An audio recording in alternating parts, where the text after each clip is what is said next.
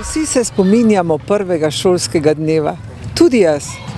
Pri nas je bil junak tisti, ki je šel prvič v šolo brez staršev. Seveda sem hotela biti tudi jaz takšna junakinja na osnovni šoli Zgornja Velka.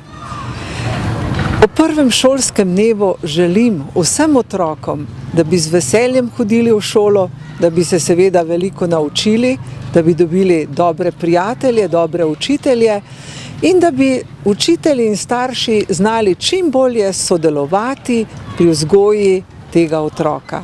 Vsak je pomemben.